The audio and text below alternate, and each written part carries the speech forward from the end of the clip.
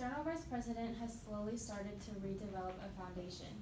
How will you evolve the position and create a lasting impact on APSA as well as the San Diego community?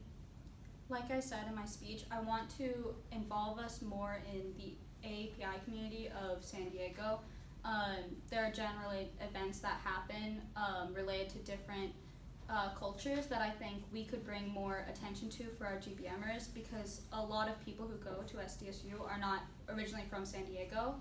So I think it would be great if we can incorporate ways for people to find out about that, whether it be at our GBMs or maybe I interact more with our newsletter, membership secretary, and we could put it in the newsletter, or just talking with our webmaster to discuss putting it on the social media and reposting things.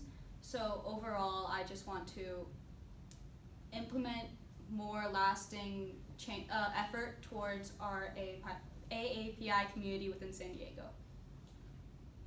Describe a couple of core values a leader should have as External Vice President, as well as any leadership position. Some examples is humility and courage. I think a big one is the willingness to communicate. Obviously, this position involves a lot of communication with people outside of SDSU, and so if you are not willing to take that first step and let them know exactly where we're at, then you're not going to do great in this position. More so, I think another thing that this position requires is the willingness to step up, because like you discussed earlier, this is a role that is trying to find exactly what we want to do here in San Diego.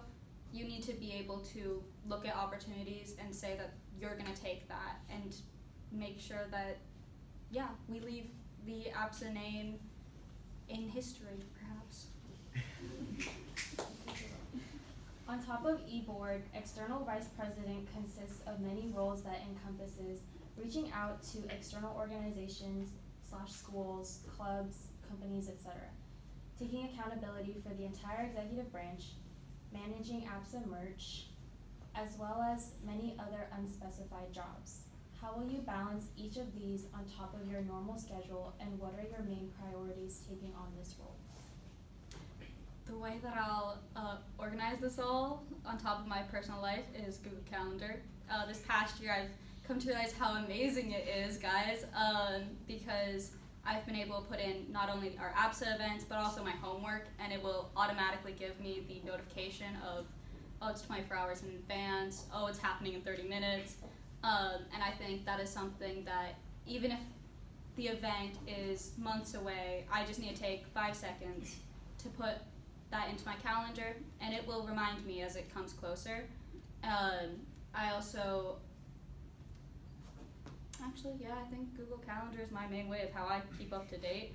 And then what was the second part of that question? What are your main priorities taking on this role? I think my main priorities are, really it's going to be supporting board no matter what, because a lot of what my position will be doing is trying to find out what I can do to cement what I do in the future, or what this role does in the future. So I want to make sure that my board members feel supported first and foremost, so they don't feel that their vice president has gone MIA on a journey to discover themselves.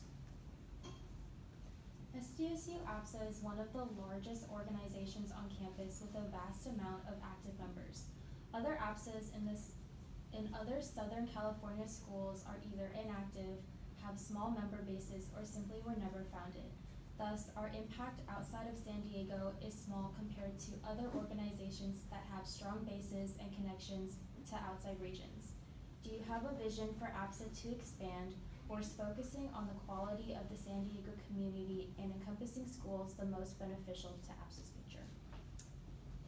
I would like to try to interact with the other APSAs or Asian student alliances or student unions outside of just San Diego. However, like you say, they're not the strongest. So I would like to assess where they're at and see if it is possible to hold an event or a collaboration with them, because I do think that there is such a benefit towards having events where we're one community. And a lot of the events that we hold, it's you're with your friend group, or maybe you're with your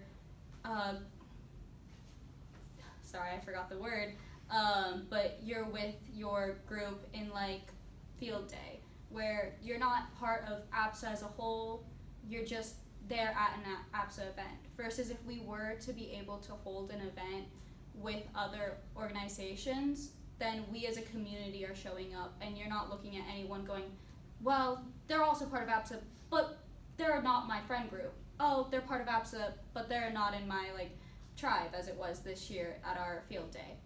However, I understand that to make that happen, it does depend on if the other orgs can step up and meet us halfway.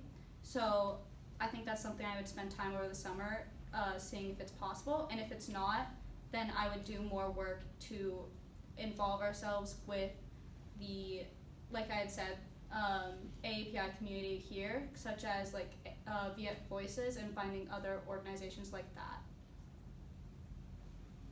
Okay, moving into audience Q&A.